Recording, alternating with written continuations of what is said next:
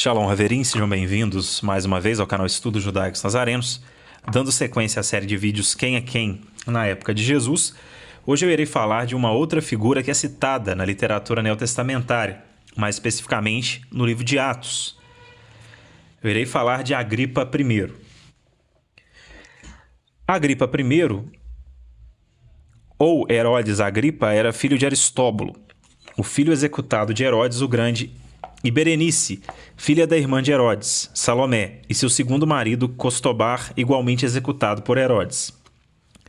Agripa nasceu em 10 a.C.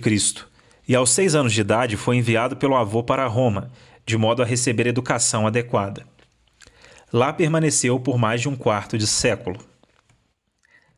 Antes de retornar ao Levante em 37 d.C., primeiramente como herdeiro da tetrarquia de Filipe e depois como rei da Judéia, em 41 a 44 d.C., Agripa levou uma vida pródiga, vivendo muito além de suas possibilidades na alta sociedade romana.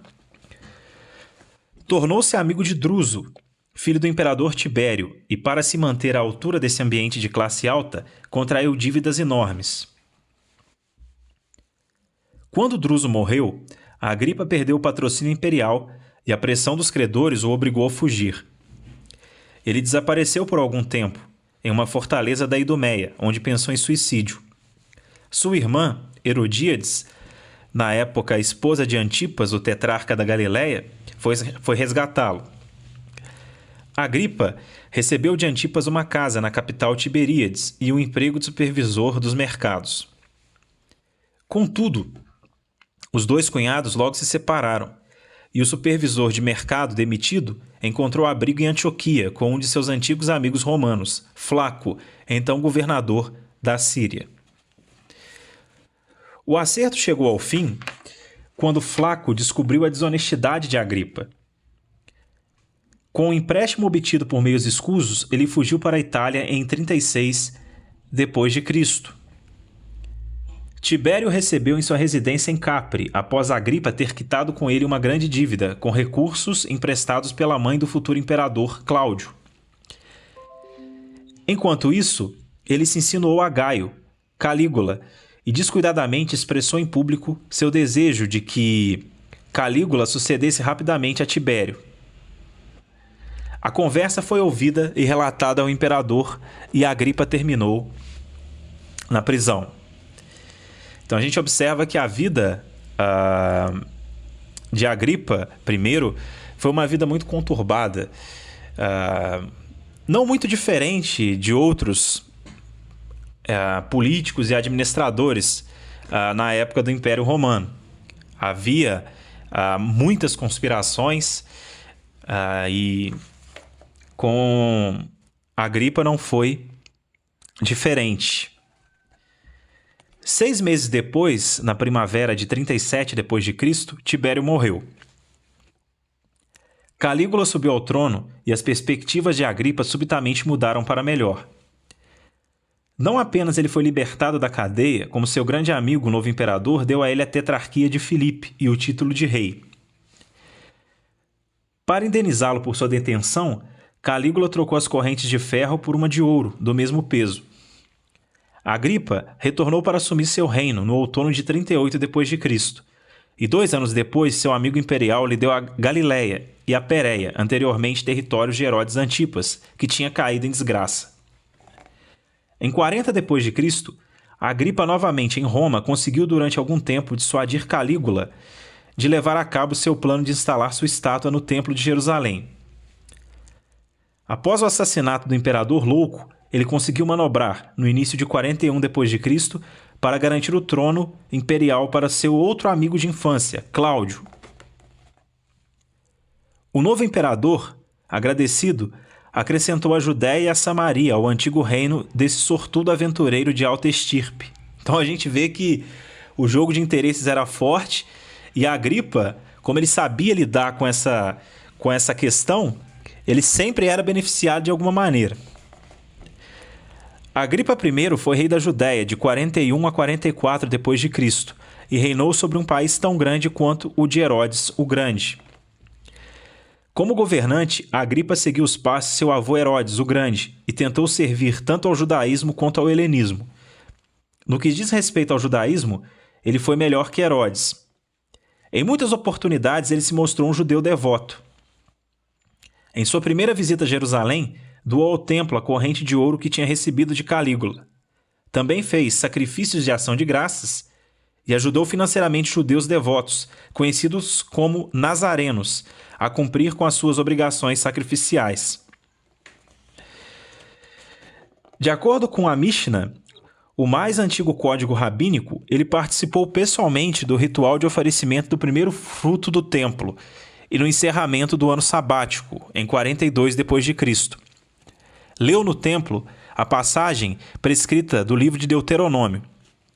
Joséfo também atesta sua presença constante em Jerusalém, sua obediência escrupulosa à lei mosaica e seu desejo de ajudar os judeus que viviam fora de seu reino.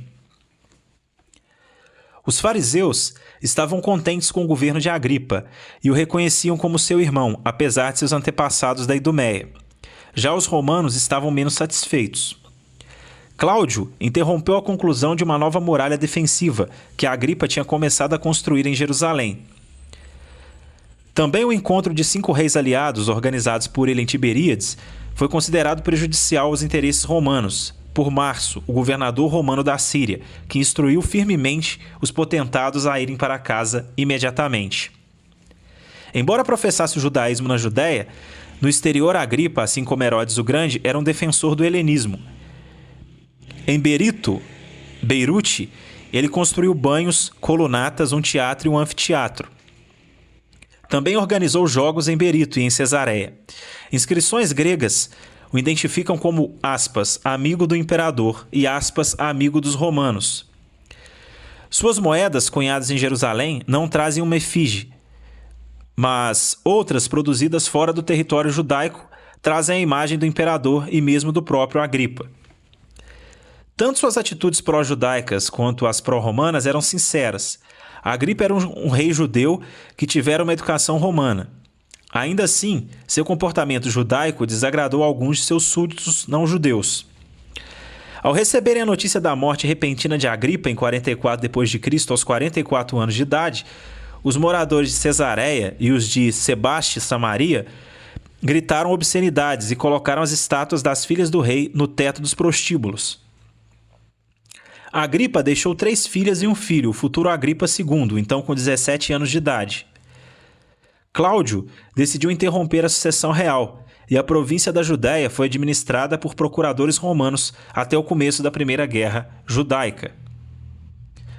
Um Agripa bastante diferente que perseguiu com determinação a Igreja Católica é retratada nos Atos dos Apóstolos.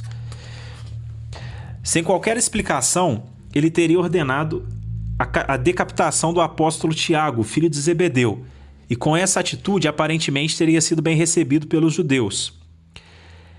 Ele jogou Pedro na cadeia.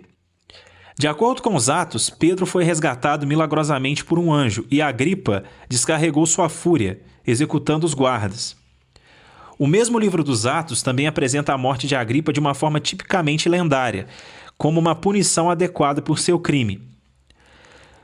Quando trajando uma veste esplêndida, ele discursava para uma delegação de Tiro e Sidom, a plateia, sem dúvida, para bajulá-lo, disse que a sua voz era de um deus. Então o anjo o matou e seu corpo foi imediatamente devorado pelos vermes. No relato de Joséfo, Agripa vestia durante espetáculos em homenagem ao imperador um traje prateado reluzente que brilhava quando iluminado pelo sol nascente.